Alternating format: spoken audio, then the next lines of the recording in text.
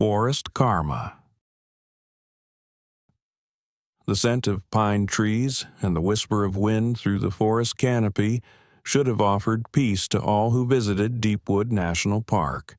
But for campers near Lot 27, tranquility was hard to come by. Harold Harry Biggs, a burly man with a fondness for cheap beer and roaring laughter, had turned the campground into his personal playground of chaos.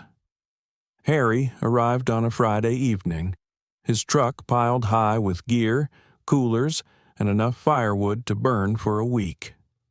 As the sun set, Harry wasted no time. He built a fire so large that the flames licked the overhanging branches, sending sparks into the night sky like miniature fireworks. "Whoa! Now that's a fire!"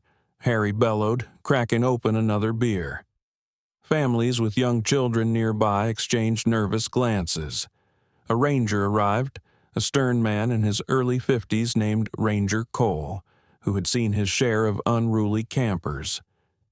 "Evening, sir," Cole said, keeping his voice calm but firm.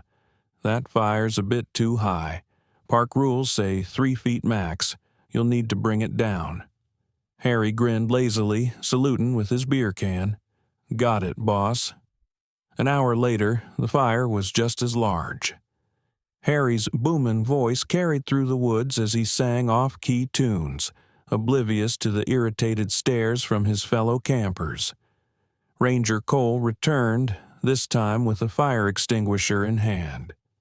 "Harry, this is your final warning. Next time I'm shutting it down." Harry muttered under his breath but nodded.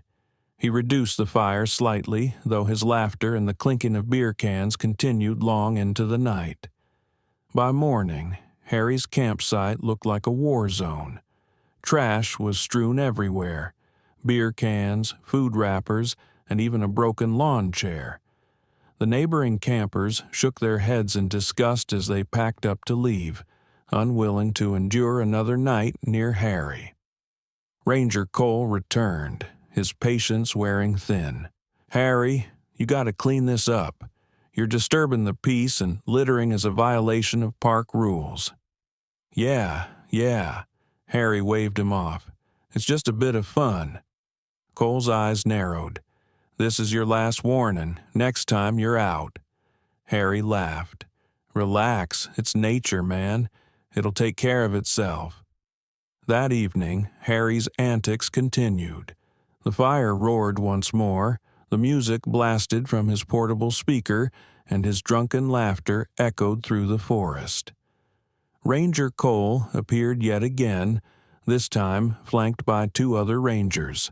They extinguished the fire and ordered Harry to keep it down. Harry, now belligerent, muttered insults but complied. The next morning, Harry awoke to find his fellow campers gone. Only the birds and squirrels remained as witnesses to his behavior. Realizing he'd overstayed his welcome, Harry decided to pack up and leave. "Guess the forest can't handle my vibe," he chuckled, stuffing his gear haphazardly into the bag.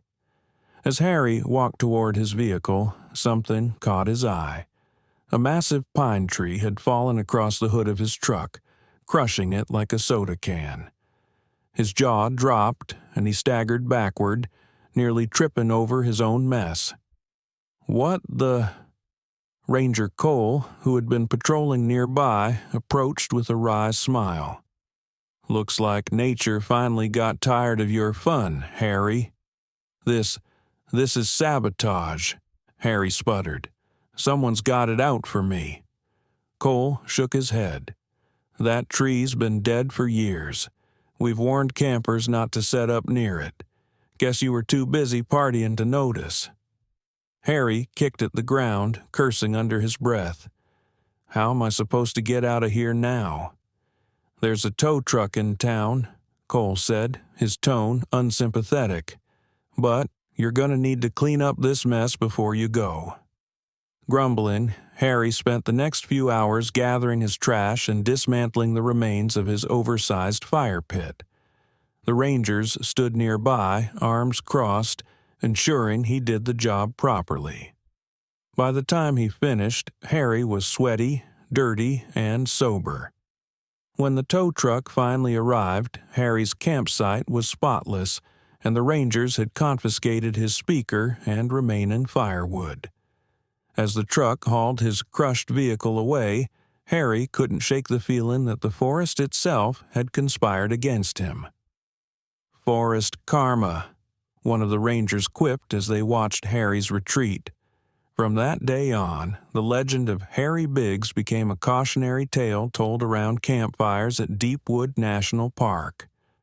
"Respect the forest, or it'll teach you a lesson," campers would say, glancing nervously at the towering pines. And somewhere in the woods, Ranger Cole would smile, knowing that Harry's story served as a reminder that nature's patience had its limits. Thanks for watching. If you like this video story,